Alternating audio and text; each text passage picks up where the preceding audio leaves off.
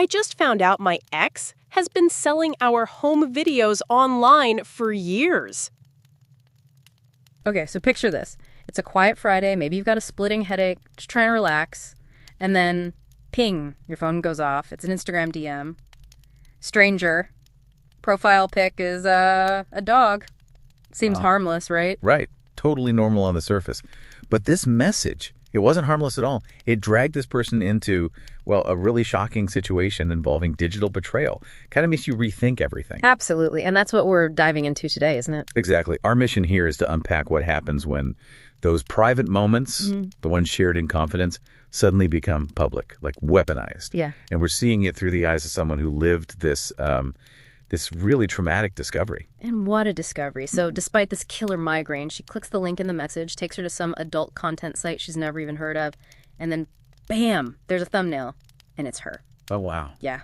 From like 5 years ago.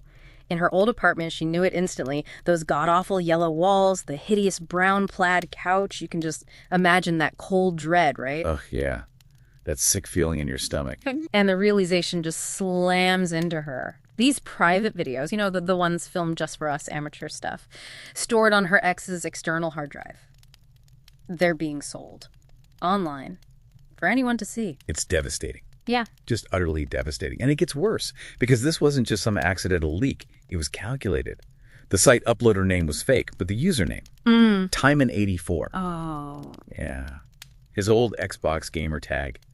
Unmistakable. So he knew. He actively did this. Actively, deliberately. And it wasn't just the videos they'd made together consensually. He also included clips she had no idea were even filmed.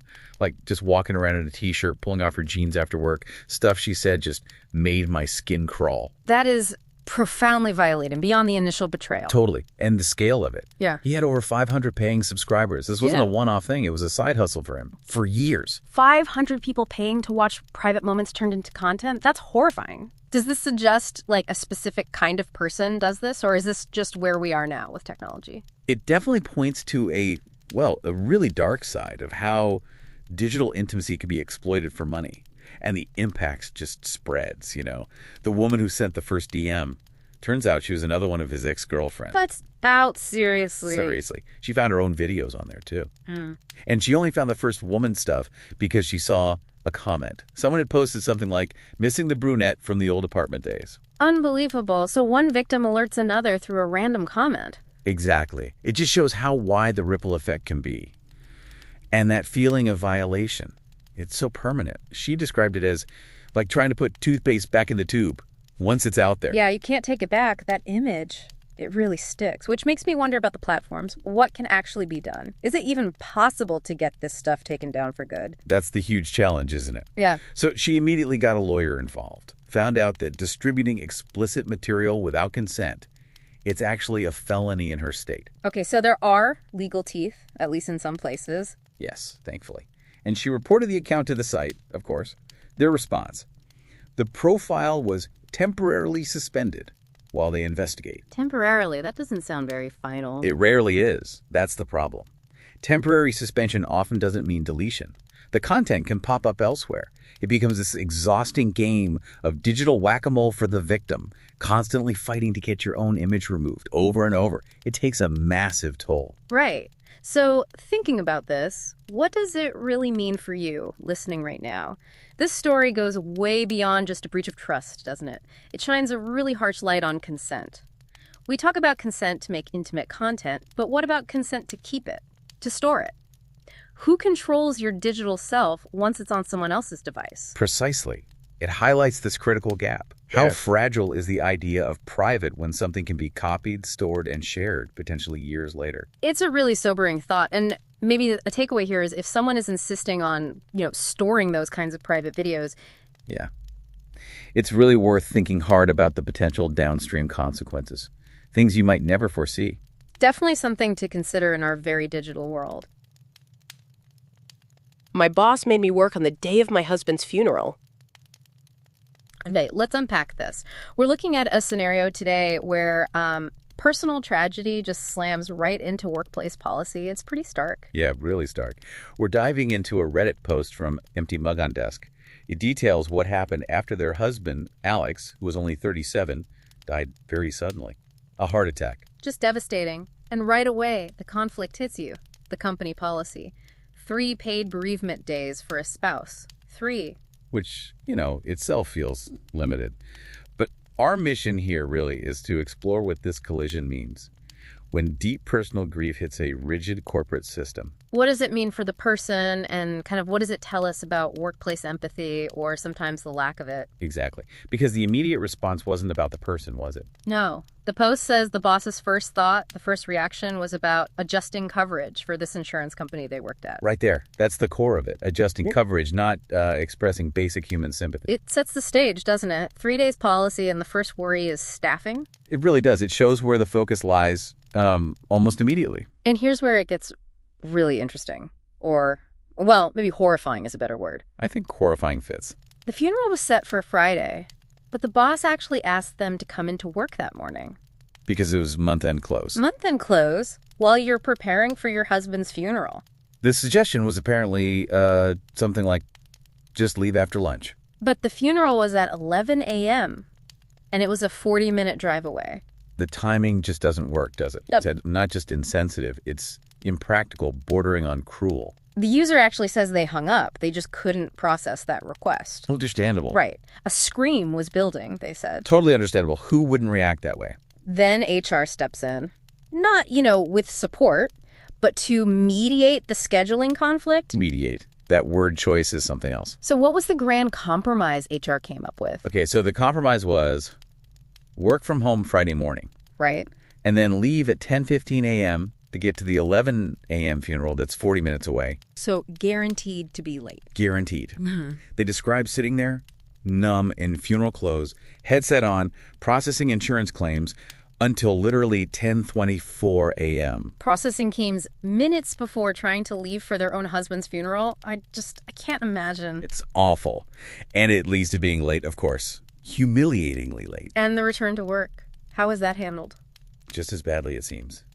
They came back Monday to find their desk piled with files. Oh, lovely. And a single sticky note. It just said, hope you're feeling better. Feeling better. Like they had the flu, not like they just buried their husband. Exactly. Yeah. If we connect this to the bigger picture, it's that feeling, isn't it, of being treated as just a warm body. Yeah. Not a person, just a function. An employee ID. Your grief, your humanity, it's just an inconvenience to the workflow. HR's mediation wasn't about compassion. It was damage control for the schedule. And this whole just nightmare experience led the person who posted this to share a really powerful takeaway. One that, honestly, you should probably remember. What was it? They said, if your workplace shows you who they really are, believe them. And start making your exit plan before you're the one getting an email about coverage needs while you're trying to figure out what to wear to your spouse's funeral. Wow. That's direct. Yeah. And probably very true in some places. It hits hard. It really does. It's a stark warning about priorities. And it leaves us, and you listening, with a pretty significant question, I think. Yeah. What do workplaces truly value? Is it just the productivity, the numbers, the bottom line, above everything? Or is there space for the humanity of their employees, especially when they're at their most vulnerable? It forces you to look at your own workplace maybe and ask, how human is it really? Are we people there or just resources? A tough question. Probably a necessary one. How I accidentally witnessed a crime at a corporate party. Well, a really unusual situation. It feels almost like something from a movie, honestly, and it all comes from this single Reddit post. Yeah, so our source works at this mid-sized marketing agency in Chicago. You know the type, one of those we're a family here places, which, according to the post, often kind of papers over burnout and maybe not the best pay. Anyway, they have these quirky things like Bagel Friday.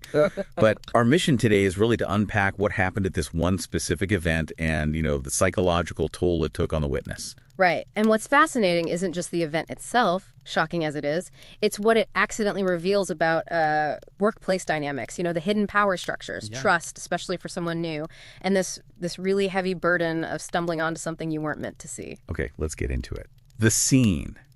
A pretty swanky rooftop bar. The source even mentions they probably couldn't usually afford a drink there. So holiday party, cocktail attire, music, mini crab cakes, the whole 9 yards. Yeah. Standard stuff. The usual festive scene, yeah. But then, around 10:30 p.m., things take a bit of a sharp left turn. Our witness goes to the restroom described as having, like, marble sinks and gold fixtures. Really opulent. Okay. But coming out, they take a wrong turn. Ends up in this dimly lit hallway, clearly not for guests. And that's where it all happens. Absolutely. That wrong turn, that precise moment of being in the wrong place, that's the pivot. Because there, sort of huddled near a service elevator, are two people. Jay, who's in upper management, married, kids, established. Right. And Elle, who's much younger, mid-20s, pretty new to the accounting department. The difference in their positions right there, it sets a certain kind of stage, doesn't it? It really does. And here's the core of it. Jay was, and I'm quoting here, shoving what looked very much like stacks of cash into a small black duffel bag. Wow. Yeah. Describes them as fat-bound bundles, the kind you see in movies when a deal's going down. Yeah. And LL was the one holding the bag open. So Elle is actively participating. And the moment of discovery, how did that play out? The witness walking in on this. Well, they tried to be quiet, but they were wearing these Target heels, apparently. Made this click-clack sound on the floor. Ah, the giveaway sound. Exactly. Both Jay and L just whip around. And Jay's face. The source says it went from this sort of smug boss look instantly to, oh crap, witness, total panic. Caught red-handed. And then he puts on this, like, super fake smile, the fakest smile, they said, and just goes, really casually, lost your way, huh? Whoa, that line. Lost your way, huh? It's dripping with, well, trying to regain control, isn't it? It acknowledges the witness saw something. Right there, a secret's been compromised. Oh, absolutely. The witness just felt this surreal wave wash over them. Heart pounding like crazy. They didn't even say anything. Just grabbed their coat from the party and basically bolted. I mean, can you imagine? The adrenaline, the confusion. Yeah, pure fight or flight. And then comes the processing, right? The moment they're out of there, their mind must have been racing. Like, wait, Jay doesn't handle company cash directly. That's not his role. And Elle described as shy, quiet Elle involved in this. It just wouldn't compute immediately. It raises that huge internal question. What on earth did I just see? And what do I do now? Yeah. Because it's not just knowing something happened. It's suddenly carrying this heavy secret that isn't yours. It's isolating. It's really overwhelming, I'd imagine. In the days after, apparently Jay and L acted eerily normal, like nothing happened. Jay even sent out one of those big cheerful group emails, congratulating everyone on a fantastic year. Oh, the contrast. That's chilling. Right. Talk about jarring. And that normality, that pretending, that's where the witness's dilemma really digs in. Because, okay, on one side, you've got the fear. Speaking up, you risk your job, getting blacklisted maybe, like the source says, or worse. You're up against someone in upper management. The power imbalance is huge. Exactly. But then the other side is silence. And that carries its own weight, doesn't it? The anxiety, knowing the secret, maybe questioning your own judgment, the trust in your workplace just evaporating. It feels like a no-win situation for the person who saw it all. Definitely. And get this. Jay apparently now gives the witness this smile whenever he sees them, but it's described as lingering, like slightly too long. It's not just a normal smile, is it? What do you read into that? That little persistent signal. Oh, that smile is, well, it's everything, psychologically speaking. It's a constant low-level reminder. I know you saw. Yeah. You know I know you saw. It could be a power play, for sure. Like a threat. Maybe. Or maybe it's a weird, twisted way of acknowledging a shared secret, keeping the witness bound by it. Or even a test, right? To see how they react, if they'll crack. And it really highlights something broader, I think, these corporate parties. They seem fun, but boundaries get blurry. People let their guard down. And sometimes really uncomfortable stuff comes to the surface. It's a weird reminder that even celebratory events can have these hidden, kind of dangerous undercurrents. Secrets are harder to keep and harder to carry. So, thinking about this. Yeah. It makes you wonder, doesn't it? How often might things like this, these hidden deals or uncomfortable truths, be happening just, slightly out of frame? Right near us. But we just don't see them. Exactly. And the story really drives home that idea that, well, ignorance isn't always bliss, is it? When something totally unexpected, like this party incident, suddenly pulls back the curtain on a much darker reality, it forces you to think not just about what happened, but about your own choices, action, inaction, and the weight that comes with whatever you decide. It leaves you asking what secrets might be hiding in plain sight around you, and what would you actually do if you were the one who accidentally saw? I found out my dream job was actually a front for a scam. You know that saying, if it sounds too good to be true, it probably is. We're looking at a personal story from Reddit, actually, about how a supposed dream job turned into, well, a complete nightmare. It's a wild ride, showing how easy it is to get caught in a pretty sophisticated scam, especially when you're just trying to get back on your feet. Yeah, and our mission today is really to break down how these scams work, the tactics. We want to spotlight those red flags, the ones that seem small at first, and look at the real consequences. So hopefully you can spot these things from a mile off. Wait, so let's set the scene. Picture this. It's March. Life's kind of kicking you while you're down. Your rent just jumped like $300 overnight. Your car's transmission died. You're literally living on ramen and sneaking coffee from the office supply closet. That's where our source was. Then they spot this ad on Indeed. Remote administrative assistant. Sounds good. $28 an hour, flexible hours, no experience needed.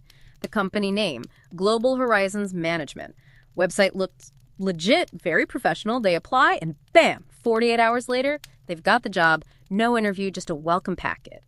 Now, if you're desperate, that sounds amazing, right? But shouldn't that immediate offer, no questions asked, be the first big warning sign? Oh, absolutely. That's a huge flashing red light right there. I mean, think about it. Real companies, they need to talk to you. They need to see if you fit, if you have the skills, just your general vibe, Skipping the interview, that almost always means they don't actually care about you. They're looking for someone who will just do what they're told, no questions asked. It's less about qualifications and more about compliance. That's key for these mule scams. Right, compliance, not competence. That makes a lot of sense. So the work starts. And at first, it seems pretty simple. Getting shipments delivered. Brand new stuff, electronics, watches, fancy sneakers. The job. Just inspect them, slap on a new label they provide, and ship them out again. But then things got a bit weirder, didn't they? They did. And see, the initial tasks seem so normal, maybe a little odd, but harmless. Yeah. That builds trust. Then they slide in something more suspicious, asking the person to send and receive wire transfers sometimes. The excuse was always something vague, like international banking partner issues. If you zoom out, that's just classic money laundering 101. The packages of the hook seems tangible, maybe okay. The wires, that's the real financial crime element that ease you into it. And despite those little flags maybe popping up, our source actually felt kind of proud at first. Making decent money, working from home in pajamas, getting paid on time. It probably felt like, finally, a break. I totally get why you'd want to believe it, especially when things have been tough. That initial period where it feels real, that's got to be part of the scam's power, right? Oh, definitely. It's crucial. Establish that trust, make it feel legit, make the too good to be true seem, well, true for a bit. Then, when the weird stuff starts, you're already kind of invested. Makes it harder to admit you've been had. Okay, so then things started to unravel. About 3 weeks in, a sealed Apple MacBook box arrives, straight from Apple. Inside, there's an invoice, but it's addressed to some woman in Oregon. Weird, maybe a client. But then they look at the shipping label to them. It has their apartment address, okay, but a completely different name on it, not their name. And this is the moment, the critical step. What do they do? They Google the name on the invoice, and bingo, found her Facebook profile and a recent post complaining that her Apple order showed as delivered, but she never actually got it. Ooh, yeah. That's the click. The moment the suspicion turns into something much more solid. Totally. Then, 2 days later, another package. A $1,200 camera from Best Buy this time. Same deal. Invoice inside for someone else, labeled to their address, but with yet another random name. So they emailed their quote-unquote supervisor, John K., asking, hey, is this normal? What's going on here? Said his reply. Yeah. Just pure corporate jargon, right? All that stuff about intermediary processing channels and logistical confidentiality is designed to sound official while saying absolutely nothing useful. It's an avoidance tactic. Make you feel dumb for asking. Big red flag. Definitely. So that night, couldn't sleep, obviously. Goes down the Reddit rabbit hole. Scams, rent email, fur fraud. And they find it. Post describing their exact job. It's called the reshipping mule scam. The realization hits. They've basically been helping criminals move stolen goods. Full panic mode. They immediately quit, told them they wouldn't accept any more packages. And get this, within 2 hours of quitting, the company phone number they had disconnected. Their email access revoked. The website, poof, 404 error. Gone. Chilling, isn't it? But also very strategic. Cut all ties instantly, destroy the evidence trail, leave the mule holding the bag, that speed, that sudden vanishing act. That's the final confirmation, if any more was needed. Yeah. Legit businesses just don't do that. And the fallout wasn't virtual, it was real. The very next week, 2 USPS postal inspectors knock on their door. They laid it out. Yeah, this was stolen merchandise, part of a big fraud ring. Our source had to give them bank statements, everything, basically prove they weren't in on it, just caught up in it. Imagine that conversation with federal agents. Yeah, terrifying. And the lesson, straight from the person who lived it, is pretty blunt. They said, if a job sends you packages of expensive electronics for no reason, you're not important to the company. You're just the idiot middleman they can throw under the bus when the feds come knocking. Stark, but true. Wow. So now they're back at their old retail job, making less money, sure, but as they said, actually sleeping at night. Though they did mention getting this involuntary eye twitch whenever they see those work from home, high pay, no experience needed ads now. Can't blame them. So I guess the big takeaway is just how sneaky these scams can be, playing on vulnerability. Skepticism, especially when something seems too perfect, is just so important. Absolutely. And maybe, just maybe, it makes you think a bit broader too. A final thought for you to chew on. Forget just jobs for a second. What other things in your life, what other information or opportunities seem really easy, really quick, require no real digging or experience? How often do you actually check the source? Where is that easy knowledge or that simple opportunity really coming from? Something to think about. My friend has been secretly living in a stranger's apartment for months. All right, listeners, you need to hear this one. We've got a story today that, honestly, it sounds like something out of a trashy Netflix thriller. Huh. Yeah, maybe. One of our listeners shared this personal story about a friend uncovering this just completely unbelievable secret. And trust me, you'll be thinking, how on earth did this actually happen? So we're doing deep dive. And what's really fascinating, I think, is how it shows, how weird stuff can hide in plain sight. How we can just miss the totally bizarre right in front of us. So our mission today really is to unpack the very strange details here and maybe think about what it makes us question, about privacy and trust. Okay, so let's get into it. Our listener, we're calling them Coffee and Regret, has this friend, Nate. And Nate's always been resourceful, but not like fixing stuff resourceful, more like talk his way into anything resourceful. Exactly, that kind of resourceful. So Nate's apartment burned down a while back, and ever since, if you asked where he was living, it was always vague. Oh, I'm crashing around or staying with some friends. The classic non-answer. Totally classic Nate. Yeah. Then, just last week, Nate hits up our listener like, hey, want to grab tacos? Casual. And afterwards he says, I got to swing by my place and grab something. And our listener, mostly just curious, they decide to tag along. Right, and this is where it just goes off the rails. So they walk up to this really quite nice brick building. Nate just pulls the lobby door open. No buzzing in or anything. Yeah, just walks in. Little weird, maybe, but not like a huge alarm bell. But then they get upstairs to an apartment door, and Nate, he doesn't have a key. Okay. He pulls out a credit card. And he slides it, between the door and the frame, pops the latch, just like you see in some old movie, and bam, they're inside. Wait, seriously, a credit card? Like in the movies? Yeah. Wow. That's what our listener said. Just audacious, right? And it gets wilder fast. The apartment itself, it looks lived in. It's nice, hardwood floors, big windows. But it's also kind of cluttered with stuff that is obviously not Nate's. Like fancy glass vases, framed family photos all over.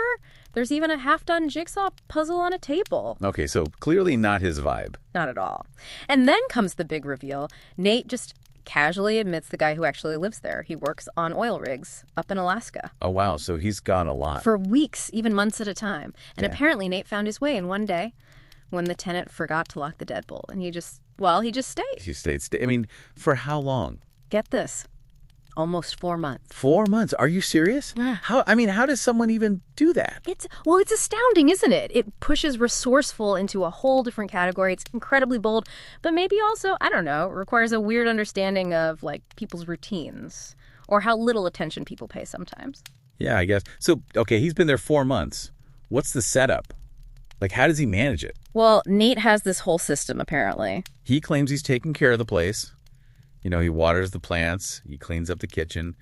He even mentioned feeding the neighbor's cat, sometimes through the mail slot or something. Right, the helpful squatter. But he also admits he sleeps in the guy's bed, eats his food, borrows his clothes. Of course he does. And here's a key detail. He does his laundry at a laundromat down the street, specifically so he doesn't disturb the tenant's washer and dryer, doesn't raise utility flags maybe. Smart in a creepy way. And he keeps a running list. A list of food items he's used so he can, quote, replace them eventually. The actual tenant has absolutely no clue. Wow. The list, that adds a whole other layer of weird calculation to it. And he even has an exit plan, right? Oh, yeah, the exit plan. Neat told our listener that when he gets word the tenant's heading back, he'll just disappear. Poof. Vanish. But he plans to leave the place cleaner than he found it. He actually called it a weird reverse burglary. A reverse burglary. Yeah. That's one way to frame it, isn't it? Like cleaning up somehow makes up for crashing in someone's home for months. It sounds like a justification, definitely. A way to make it seem less parasitic. It's not just weird. It's this really unique kind of boundary violation that works because it's invisible, not forceful. It plays on that assumed security. Yeah, exactly. And our listener, Coffee and Regret, described just feeling totally split. Like their brain was going, is this hilarious or is this absolutely horrifying? I can understand that whiplash. Totally. Because on one side, you've got the fear, right? Am I an accomplice now? What if there are cameras, trespassing, theft? Could I get arrested? All that. But then there's the other thought kind of creeping in. Man, rent is insane right now. Our listener literally said the whole thing felt like it could be an episode of It's Always Sunny in Philadelphia. That comparison actually makes a strange kind of sense. It has that level of absurd moral ambiguity. And if you pull back, look at the bigger picture, what's really striking is how someone can just embed themselves so deeply into another person's private space, using their stuff, eating their food, all completely unknown to the owner. It really makes you think, doesn't it, about how much we just assume our homes are private, secure bubbles, and how maybe fragile that assumption can be against someone who spots the gaps in routine. So that leaves you wondering, what does this whole crazy story mean for you listening right now? If you were in our listener's shoes, found this out about your friend, what would you even do? Is the lesson just lock your deadbolt? Or is it maybe don't be friends with an 8? Something to think about. My neighbor says I should pay her for the sun my balcony gets. It's a single Reddit post from the legal advice thread called The Sunlight Rent Dispute. Our mission today is really to unpack this bizarre neighborly conflict and maybe pull out some surprising nuggets about perceived rights and how fast things escalate. Yeah, what's fascinating, I think, is how a claim that sounds completely absurd, right? How it can lead to real stress. Yeah. Actual stress. And even get official bodies involved. This really shows the unexpected ways people interpret, well, natural resources. Absolutely. So you're about to hear a story that honestly sounds like fiction, but it's very much someone's reality right now. Our poster, you backyard drama queen, lives in Florida. Smallish second-floor apartment, got a balcony, a few plants, succulents, a hanging fern. And the famous tragically dying basil plant. Can't forget that. Right. Apparently being nursed back to health. And then there's the neighbor, Martha. Martha. Lives across the courtyard, maybe 30, 40 feet away. And she seems to be, let's say, a character known for some previous HOA complaints. That's putting it mildly. Like wind chimes being psychologically stressful, that kind of thing. Exactly. So you can sort of picture the scene. Okay, so one day, Martha knocks on the narrator's door. She's holding a manila folder. The classic manila folder. Always a sign. Totally. And she says, I've been tracking the sun patterns and we need to talk about your balcony. And here it comes. She accuses the narrator's plants, these little balcony plants, of blocking her sunlight on her balcony, specifically after 3:15 p.m. After 3:15 p.m. The precision is something else. And the reason. It's supposedly impacting her seasonal vitamin D therapy. Vitamin D therapy, okay. And she didn't come empty-handed. She had evidence. The evidence folder. What was in it? A hand-drawn diagram, seriously. With sun travel arrows and these little shaded zones, supposedly showing where the plant shadows fall. Keep in mind, the tallest plant is, maybe 1.5 feet high? Like a pothos? Exactly. Not exactly a giant redwood blocking the sun here. She even attached screenshots from a weather app as evidence of reduced sunlight hours. Wow. Okay, the effort is noted. And then the punchline, the demand. Let me guess. Money. $15. A month. Yeah. As sunlight rent. Yeah. To compensate for her loss of vitamin D opportunities, apparently. $15 for sunlight. Okay. That's a novel interpretation of property rights. Or maybe solar rights. Right. So that narrator, understandably, first thinks it's a joke, laughs it off. But Martha was dead serious, threatened to escalate it to the HOA. Of course. The HOA. So the narrator shows the letter, the diagram, everything to a paralegal friend. Friend apparently almost choked on her coffee laughing. Confirm there's zero legal basis, no right to sunlight from your neighbor's tiny fern, right? Precisely. I mean, there are some obscure, very old ancient lights doctrines in places like the UK, but they're about significant long-term blockage of all light to windows, not this. This is just a perceived annoyance. Legally, it's nothing. Not even close to a nuisance claim. You'd think that would be the end of it. But the HOA... Yeah, the HOA response. This is where it gets tricky. Yeah, the narrator sends them the letter, probably expecting them to laugh too. Instead, they get this vague email back saying they'd review the matter and determine appropriate actions regarding communal enjoyment of natural resources. Oof. Communal enjoyment of natural resources. That phrasing is loaded and vague enough to be worrying. Exactly. Especially since this HOA is apparently known for being super strict, fining people for having the wrong shade of welcome mat. So that ambiguity, even if the claim is baseless, it actually gives it power. It creates this uncertainty. And that's where the stress comes from for the narrator. Not the legal threat itself, but the HOA's unpredictable reaction. Totally. It highlights that weird position HOAs are in, doesn't it? Yeah. Trying to mediate disputes, even the completely absurd ones. Yeah, balancing real issues with, well, legally baseless demands fueled by who knows what. And Martha, she's not letting up. Now she stands on her balcony every day at 3:15 p.m. sharp, arms crossed, glaring at the plant. Staring at the plants, taking pictures. Taking pictures with her phone. And the narrator even heard her mutter thief under her breath while watering this poor basil plant. Thief. Wow. Okay, this has gone from dispute to, like, low-key harassment. For sure. So the narrator's stuck, wants to stand her ground because it's insane. Yeah. But worry the HOA might actually side with Martha somehow. Even mentioned being tempted to engage in spite gardening. Just buy more plants. The spite garden. I can understand the temptation. So, okay, wrapping this up. What does this wild ride mean for you listening out there, maybe dealing with your own quirky neighbors? Well, it really shows how easily a perceived entitlement, even a really bizarre one, can escalate. It can become a form of harassment even with zero legal backing. And it underlines the tricky role these community groups like HOAs can play. They can accidentally validate nonsense if they're not careful. Yeah, it definitely makes you think. Never underestimate how far someone might go to, well, invent a problem. Maybe something to ponder the next time you're watering your own balcony plants, perhaps. Thanks for being with us. Don't forget to like and subscribe.